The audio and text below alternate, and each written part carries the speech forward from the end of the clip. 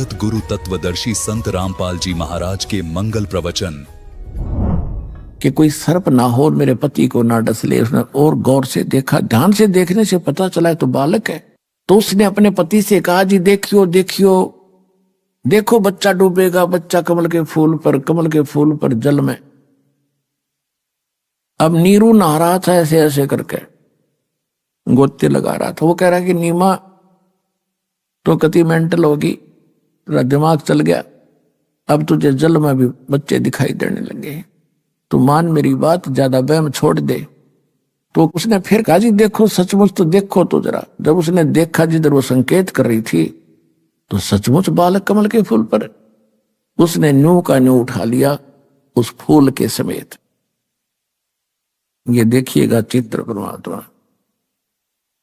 ना मेरा जन्म न गर्भ बसेरा, बालक बन दिखलाया, काशी नगर जल कमल पर डेरा, तहां जुलाहे न पाया।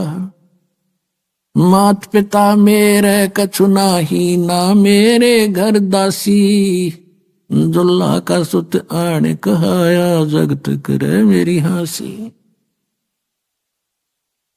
नीरू ने ला करके वो बच्चा अपनी पत्नी को थमा दिया। अपने आत्माओं,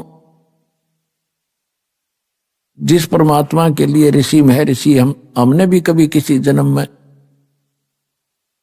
शरीर गाल दिए उसको पाने के लिए कठिन तपस्याएं की, ऊपर पैर करके नीचे को सिर करके भी साधनाएं की। वृक्षों पर भी झूले, हमने पैर भी सुझा लिए, खड़े तप किए, कई बैठ कर किए। क्यों खोद रहे थे उस मालिक को? क्योंकि उसमें घना गुण है। उसके प्राप्त होने के बाद हमें यहां भी सुख और परलोक चले जाएंगे। और वही शीतल सुखदाई परमात्मा जिस माई के सीने से लगा एक बेटे की तरह, अब उसको जो अनुभव सुख का हुआ होगा उसका कोई शब्दों में बयान उसको नहीं किया जा सकता। अगर वो मालिक के हम चरणों में भी लग जाएं उसके, तो हमें कितना सुख होगा।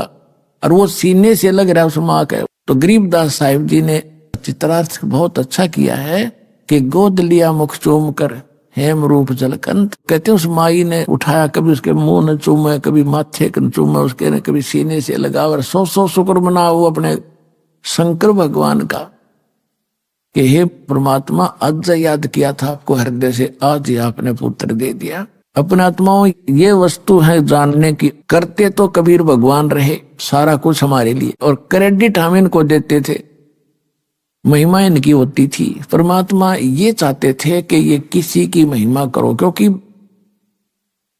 परमात्मा को महिमा की आवश्यकता नहीं, उनको तो आपकी आवश्यकता है। और वो ये चाहते थे, चलो ये किसी भी डले ढोरे हैं, इनका आस्था भगवान की बनी रहे, कोई दिक्कत नहीं मुझे।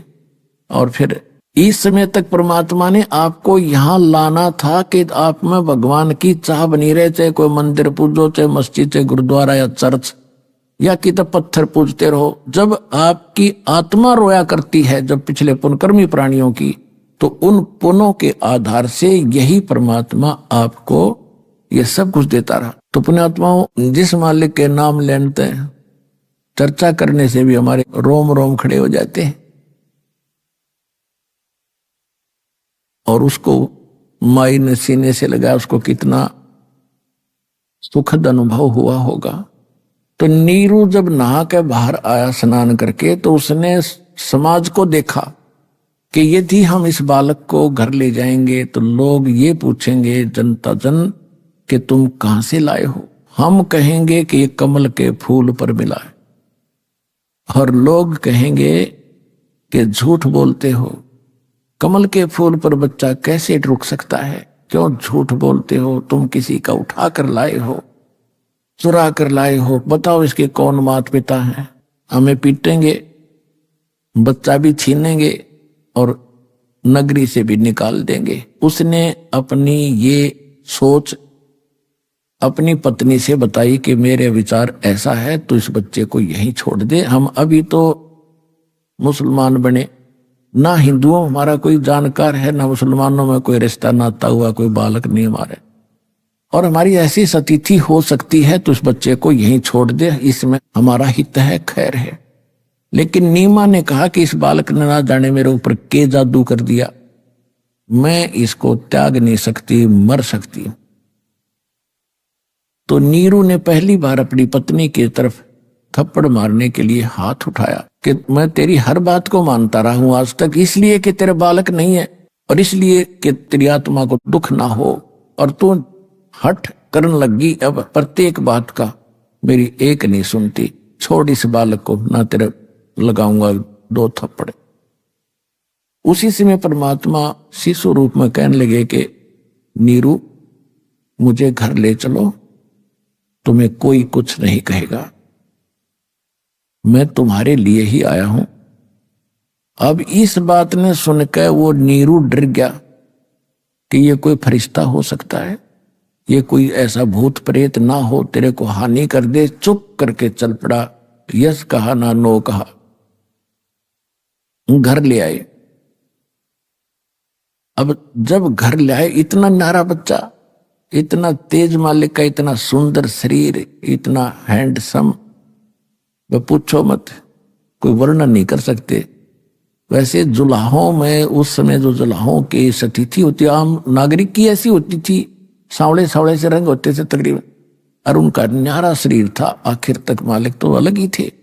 तो जो भी पता लगे कि नीरू नीमा का इतना सुंदर बच्चा मिला इनको, वो ये भूल भाल गए क्यों मिला, कितने मिला, ये जरूर पूछ रहे थे कहाँ मिला, के कमल के फूल पर था। अब किसी ने इतना विवेक क्या ना करा कि कमल के फूल पे कैसे हो गया, जन्म पाया। तो उन्होंने अपने हिसाब से थोड़ा बहुत चेंज भी कर दिया। वहां पर रखा था किनारे पर कमल के फूल पर धरा था कि ये खाम खा वो ना करेंगे चट चट। तो कहने का भाव ये है कि सारा गांव ऐसे देखने के लिए चला उस बच्चे को, जैसे मंडली बनाकर औरतें गीत गाती हुई आया करती हैं, किसी के कोई देखना होता था, कोई बच्चा हो जाता था, ऐसे आने लगी। यहां तक कि राजाओं तक ये बात पहुंची कि इतना सुंदर बालक आज तक कभी देखा ना सुना। तो ये बात खत्म हुई। उसके बाद जब बच्चा 25 दिन का हो गया, ना दूध पीवे ना अन्न खावे, कुछ भी नहीं खाओ पीवर। नीरू और नीमा दोनों चिंतित हुए, लेकिन नीमा माँ को ज्यादा टेंशन होती है। वह तो सारा दिन उनके मुंह की तरफ देखती रहती थी बच्चे को, और दूध वो पी नहीं रहा था। और स्वस्थ ऐसे था जैसे बच्चा किलो दूध पीता हो डेली, इतना उसका शरीर स्वस्थ हो रहा था, फल रहा था, फूल रहा था। अब 25वां दिन जब निकला तो नीमा ने फाइनल कर दिया कि हे शंकर भगवान, आपने अपनी दासी की एक अर्ज सुनी थी और इस संसार में जीने की एक आस जागी थी। ये बच्चा आपने देना ही नहीं था दाता, अगर ये ऐसे मरना था तो। अब ये दूध पी नहीं रहा, अब ये कभी भी मर सकता है। भूखा बच्चा 1-2 दिन निकाल सकता है, और ये मरेगा, साथ मरूंगी मैं। अब इस संसार में मेरा बच्चा जिया नहीं जागा। कोई व्यंग कसेंगे, कोई ताने लगावेंगे कि किरा किच का बच्चा लाए थे ठाके, इसलिए तने संभाला, कोई ना मार दिया। एक कलंक मेरे सिर पर और रखा जागा, और इसके बिना मैं जी नहीं सकती। ये कति हृदय में मान लिया। परमात्मा तो अंतर्यामी है, उनको मालूम था कि मैं तो मरूना पर या बुढ़िया जरूर मर जाएगी। इसलिए उन्होंने शंकर भगवान को प्रेरित किया। परमेश्वर के रिमोट से चलता सारा जीव। शंकर भगवान अपने शिवपुरी में, शिवलोक में ऊपर से एकदम उसका कसक हुई कि मुझे कौन पुकार रहा है। एक साधु रूप बनाकर संत का, और शंकर भगवान वहां आ गए और कहा, माई क्यों रो रहे हो, क्या बात है। और वह इतनी बुरी तरह रो रही थी कि उसके मुंह से शब्द निकल नहीं पा रहे थे। तो शंकर भगवान ने यानी साधु रूप में कहा, माई क्या बात है। तो उसने कहा रोती रोती ने कि महाराज जी, मेरे दुख को ना सुनो, मेरा दुख बहुत भारी है, आपके सतर का नहीं है। तो उसने कहा कि माई कहते हैं कि अपना दुख किसी को बता दे तो हल्का हो जाता है, आप बताओ तो हो सकता है मैं कुछ कर सकूं। तो उसने बताया कि पहले हमारे संतान नहीं थी, और हम एक सरोवर पर स्नान करने जाते हैं। एक दिन मैंने अपने भगवान शंकर भगवान को याद किया था, हृदय से पुकारा था। उसी दिन मेरी पुकार सुनी, कमल के फूल पर एक बालक दिया उसने। अरे अब ये 25 दिन का हो गया महात्मा जी, ना ये कुछ खाता ना पीता, इसकी मृत्यु होगी और साथ मैं मरूंगी, मैं सुसाइड करूंगी, मैं जीऊंगी नहीं। ये फाइनल फैसला है, नो रो रही हूं कि ये भगवान ना देते इससे अच्छा तो दे कर ले रहे हो। तब शंकर भगवान ने कहा कि तेरा बेटा ला माई कहां पर है। वो लाई उठाकर, माई ने सोचा साधु संत कुछ वरदान दे देते हैं, इसके चरणों में डाल देती हूं, बच्चे को जीवन रक्षा कर देंगे। जो ही परमात्मा को, कबीर जी को, बालक को शंकर भगवान के चरणों में जमीन पर डालना चाहा तो परमात्मा ऐसे हवा में उड़ गए और शंकर भगवान के सिर के समान इतनी ऊंचाई पर आकर न्यू के न्यू रुक गए। अब उस माई ने सोचा, नीमा ने, कि इस बाबा जी में गजब की करामात है, इसने मेरा बच्चा हवा में उड़ा दिया, देख न्यू का न्यू डांट दिया। तो फिर शंकर भगवान ने ऐसे हाथ किया जैसे बच्चे को हाथ में लेते हैं, परमात्मा वहां से उसके हाथों में आ गई। तो इन लीलाओं को देखकर नीमा की आशा जागी कि अवश्य मेरे बच्चे का कुछ समाधान ये संत जरूर करेगा। तो जब परमात्मा को शंकर भगवान ने गोदी में लिया तो दोनों की नजर मिली। तो शंकर भगवान ने परमात्मा के हाथ देखे, क्योंकि ये जंतर मंतर पर लोगों का दिल डांटते हैं। परमात्मा के हाथ को देखकर कहा, माई तेरा बेटा मरे को नहीं, ये मरने वाला नहीं है, इसकी तो बहुत लंबी उम्र है। तो नीमा ने कहा कि महात्मा जी, इन सुख की सांत्वना से मेरा दिल नहीं डटेगा, यो बच्चा कुछ पीवेगा तो मेरा दिल डटेगा, ना तो मुझे इस सुख की सांत्वना से संतोष नहीं हो सकता। कुछ भी बात बनाओ, अविनाशी है, ये कैसे जिएगा जो मरने वाला है। तब परमात्मा ने कहा कि शंकर भगवान, इनको कहो एक कुंवारी गाय ले आवे, कुंवारी गाय ले आओ बछिया, जिसके साथ बैल ना लगा हो, कभी टच ना की हो, और एक कुमार के घर से पवित्र पात्र ले आओ, कोई बरोला हांडी यानी कोई मटका मिट्टी का छोटा। तो उसने ऐसा ही कहा कि माई अपने पति को बुलाओ, वो भी आ गया। उससे पहले क्या था कि नीरू भी साधु संतों के पास जाता था, ये भोजन नहीं करता, उसके विषय में सबसे प्रार्थना करते थे, सब जंतर मंत्र भी कर लिए थे, पर कोई असर नहीं हो रहा था। वही नीरू उस दिन रामानंद जी के पास गया हुआ था और रामानंद जी से सारी कहानी बताई कि स्वामी जी, मुझे एक ऐसा ऐसा बालक मिला हमारे को, और 25 दिन हो गए उसने कुछ नहीं खाया, कि जंतर मंत्र बताओ। तो उन्होंने कहा कि भाई कहाँ मिला था, कि लहर तारा तालाब पर। कब मिला था, कि इस दिन मिला था। तो उसने जो अष्टानंद वाली बात सुनी थी वो कुछ हृदय में आई, लेकिन उनका ये ना जचाई थी कि ऐसे भगवान कमल के फूल पर स्वयं आ गया होगा, तो उसने उसको ध्यान नहीं दिया। तो उसको समाधान बता दिया कि ये कोई ब्राह्मण विद्वान पुरुष है, पिछले जन्म का कोई सिद्ध पुरुष है, इसके लिए तुम एक कुंवारी गाय ले आओ बछिया, जिसके साथ बैल टच ना किया हो, और उसके सामने खड़ा कर दियो, वो अपने आप दूध देवेगी, वो दूध पिला दी। तो ये बात नीरू के जची नहीं कि इस पंडित जी ने अपने यहां से मुझे टालने के लिए ये बेतुकी बात करी है, कुंवारी गाय कैसे दूध देगी। तो उसने वो विचार भी छोड़ दिया कि नहीं, ऐसा नहीं हो सकता। वो आकर पहले बैठा ही था और अपनी पत्नी से बता दिया था कि कहीं पर भी कोई समाधान ये निकल नहीं रहा है, तो वह इसलिए और घनी दुखी हो रही थी। तो फिर परमात्मा ने शंकर भगवान से कहा कि आप इनको कहो कि कुंवारी गाय लावे। तो उसने ऐसा ही कहा कि माई अपने पति को बुलाओ। उसने पति से कहा कि आयो जी, महात्मा जी ये कह रहे हैं कि कुंवारी गाय लाओ, वह दूध देवेगी जब यो बालक पीवेगा। अब रामानंद जी की बात तो उसका जची नहीं थी कि ये भी कभी हो सकता है। तो जब उस महात्मा के मुख से भी यही बात सुनी नीरू ने, तो उसका कुछ दृढ़ता आई और परमात्मा ने कहा था कि हे शंकर भगवान, इनको कहो एक कुंवारी गाय लाए और उसके ऊपर आप अपनी आशीर्वाद भरा हाथ धर दियो और दूध दे देगी, आप तो महापुरुष हो। अब परमात्मा के बच्चे हैं ब्रह्मा विष्णु महेश भी, उनको उन्होंने पावर देनी है, उनकी महिमा करनी है। आप वो महिमा के भूखे नहीं है, क्योंकि वो महिमा से परिपूर्ण है। कहते हैं बड़े बड़ाई ना चाहे, ये छोटा बहुत एतरावे, जो प्यादा फर्जी हो वो टेढ़ा मेढ़ा जावे।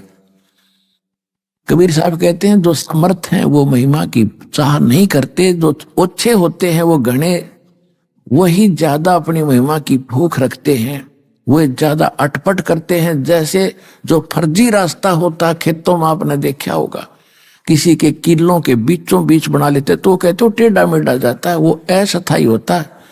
और जो सही रास्ता होगा वो तो बिल्कुल स्ट्रेट जाता है, वो पक्का होता है, उसमें डिस्टर्बेंस नहीं होती। तो कहते हैं बड़े बड़ाई चाहे नहीं और छोटा बहुत इतरावे, और जो रास्ता फर्जी हो फर्जी वो टेढ़ा मेढ़ा जावे। तो कहने का भाव ये है कि परमात्मा ने महिमा की भूख नहीं थी, और जो लीला वो करते हैं वो करनी ही थी। तो उसी समय नीरू गया, एक बच्चिया लाया 1.5 वर्ष की, एक कुमार के घर से एक बर्तन ले आया। कबीर परमात्मा के आदेशानुसार शंकर भगवान साधु रूप में खड़े थे, कुमारी बच्चिया के कमर पे हाथ मारा, थपथपी दिया आशीर्वाद की तरह।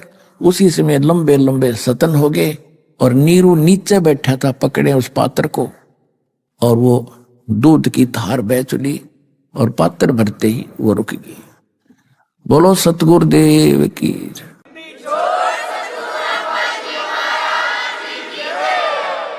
कबीर भगवान ने वो दूध पिया, फिर गाय ऐसे दूध देती रही।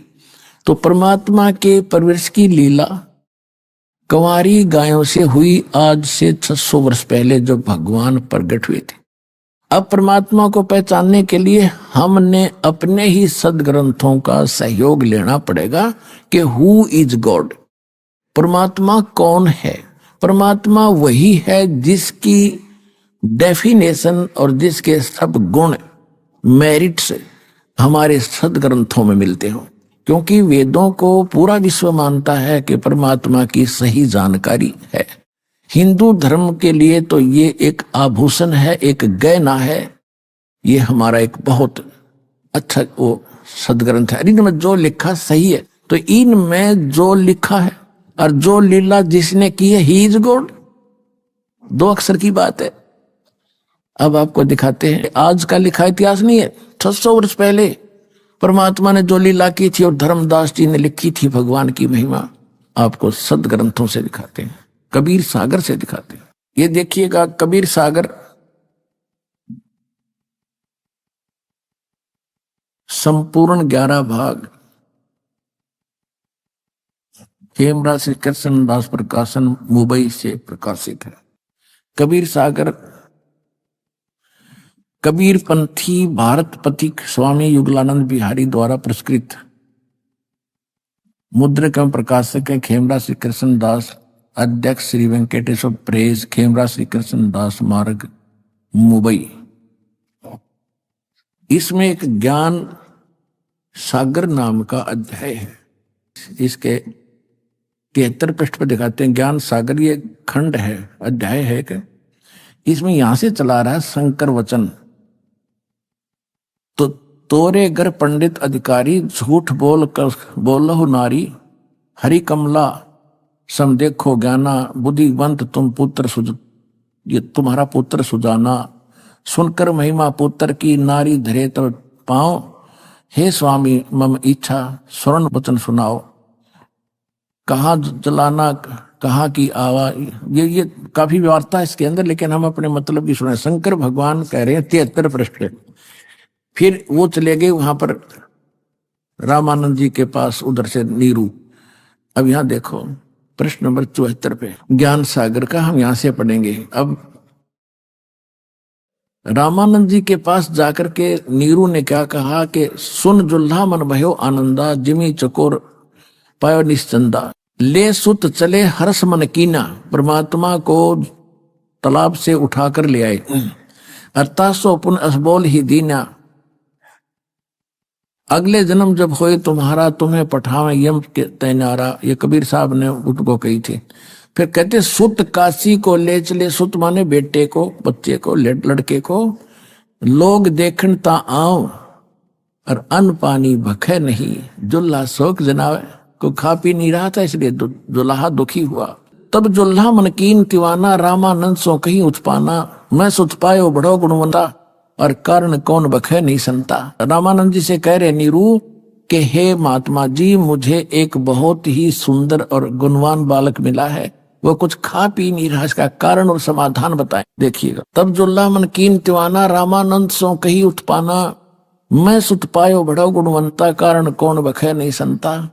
रामानंद ध्यान तब धारा, जुल्हा सो तब वचन उचारा, पूर्व जन्म तम ब्राह्मण जाति, हर सेवा कीनी भली भांति, कुछ तब सेवा हरि की चूका, अर्थात भयो जुल्हा का रूपा, प्रीति प्रभु गए तो लेनी, ताते उद्धान में सुत तो दीनी, कि परमात्मा ने तुझे जंगल में यो पुत्र दिया है। नूरी नहीं है, नीरू मिसप्रिंट है।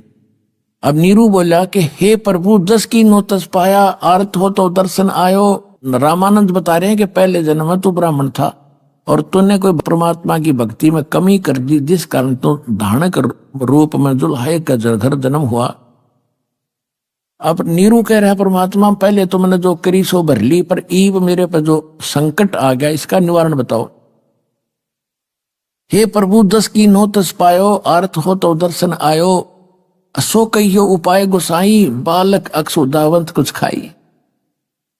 रामानंद अस युक्ति विचारा, तुम सुत कोई ज्ञानी अवतारा। रामानंद जी ने कहा कि तुम्हारा बेटा कोई विद्वान पुरुष पूर्व जन्म का है, और बचिया जाही बैल नहीं लागा, सो ले ठाड़ करो ते आगा। एक बचिया ले आओ जिसको बैल ने टच ना करया हो, और दूध चले ते थन ते धरो छिपाई, अक्षुदावंत जब बालक हो तब तो देव खुलाई। अब जुल्हा एक बछिया ले आवा, और चला दूत कोई मरम न पावा। चलो दूत जुल्हा हरसाना, राख छिपाई कहो नहीं जाना। अब यहां कहते हैं दूध तब पीवत नाम कबीरा, और खेलत संत संग मत धीरा। अब ये तो लीला की परमात्मा ने 600 वर्ष पहले, 600 वर्ष पहले कबीर परमात्मा ने जैसी लीला की थी, कबीर सागर, इस ये भी एक सदग्रंथ है, सूक्ष्म वेद है। तो ये तो है परमात्मा का प्रैक्टिकल जो उन्होंने किया कलयुग में, ये प्रमाण है। कोई आज का लिखा ग्रंथ नहीं है ये। कोई नहीं सोचे भाई मबरान खातिर रामपाल ने 20 साल पहले लिख लिया होगा ना, ये तो 600 वर्ष पहले धर्मदास जी के द्वारा लिखा गया। अब हमारे वेद क्या बताते हैं, परमात्मा क्या करता है, तो 2 मिनट में समझ में आ जाएगा। हुई इज गॉड। ये देखिएगा, ऋग्वेद मंडल नंबर 9 सूक्त 1 और मंत्र 9 में ये स्पष्ट है कि परमात्मा जब शिशु रूप धारण करके आता है, उसकी परवरिश की लीला कुंवारी गायों के द्वारा होती है। ये देखिएगा, ये है ऋग्वेद मंडल 9 और 10 इकट्ठे ही हैं। प्रकाशक सार्वदेशिक आर्य प्रतिनिधि सभा, महर्षिदानंद भवन, रामलीला मैदान, नई दिल्ली। और ये है महर्षि द्वानंद सरस्वती कृत, और ये है मुद्रिक prince offset printers, 1510 Pataudi house, रियागंज, नई दिल्ली। अब ये कमाल की बात है। कहते हैं, अब देखो इस महर्षि का कितना बोलबाला, जनो वेदों का ठेका इससे ले रखा था, इसने कख का पता नहीं महर्षि ने। एक कमाल की बात है, अनुवाद इनका किया हुआ, इन्हें तड़ंगा तो कर ही रखा है, लेकिन सच्चाई कैसे छुपा देंगे। मूल पाठ तो सबके पास उपलब्ध था ना, इसे नहीं बदल देते ये अपनी बकवादों को ऊपर रखने के लिए। अब देखो, ये है ऋग्वेद 9वां मंडल, और प्रथम सूक्त का प्रथम मंत्र यहां से शुरू होता है। इसमें एक तो ये देखो, सोम माने परमात्मा, यानी सोम का अर्थ है सोम स्वभाव परमात्मन, यानी शीतल स्वभाव वाला भगवान। ठीक है, सोम। अब हम चलते हैं इसी ऋग्वेद मंडल नंबर 9 के सूक्त। यह है ऋग्वेद मंडल 9 सूक्त 1 मंत्र। हम 8 दिखाते हैं आपको। इसमें क्या लिखा कि उस पुरुष को, परमात्मा को उग्र गतियां प्रेरणा करती हैं। यानी संसार में जब ऐसी परिस्थितियां हो जाती हैं, हाहाकार मच जाता है, बुरा हाल हो जाता है, तो उस समय वो परमात्मा एक सुंदर शरीर धारण करके पृथ्वी पर आता है। ये देखो, उस पुरुष को उग्र गतियां प्रेरणा करती हैं और भासमान शरीर को वह पुरुष माने वह परमात्मा प्राप्त होता है। अब इन्होंने तो ठेका ले रखा था जनता को भ्रमित करने का, अड़ंगा अनुवाद करने का। अब देखो, शुरू से इस मंडल नंबर 9 के सूक्त 1 से लेकर और 6 तक ये यूं करते आ रहे हैं, हे परमात्मा, हे परमात्मा, यानी परमात्मा की महिमा है इसमें।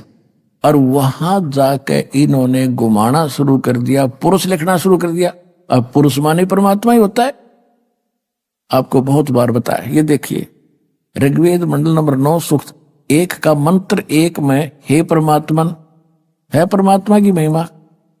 इसके 2 मंत्र में देखो, ये 2 नंबर मंत्र है। ऋग्वेद मंडल नंबर 9 सूक्त 1 मंत्र 2 में हे परमात्मा आप, तीसरे मंत्र में हे परमात्मा, और चौथे मंत्र में हे परमात्मा, और 5वें मंत्र में हे परमात्मा, और 6ठे मंत्र में ये देखो ऋग्वेद मंडल नंबर 9 सूक्त 1 मंत्र 6 में हे परमात्मा। इन 7 में जाके इनका समझ में आई कि बात बदलनी पड़ेगी। उस पुरुष को, पुरुष मानी परमात्मा, यहां 8वें में, यहां परमात्मा क्यों ना लिखा कि ये चाहते थे हमारी बेइज्जती हो जाएगी तो सच्ची लिख दी था गए। इनका ये विधान है कि भगवान निराकार है, कभी मनुष्य शरीर में आता ही नहीं, कहीं स्थान पर नहीं रहता। महर्षि दानव का फाइनल विधान है कि परमात्मा एक स्थान पर नहीं रहता, निराकार है और वो सर्वव्यापक है। बस इतनी सी उनकी थ्योरी। और वेद क्या बता रहे? और वेदों को सत्य मानते कि वेद में जो लिखा वो सत्य, हम और किसी बात को नहीं मानते। तो ईब आपने मानना चाहिए सच्चाई को।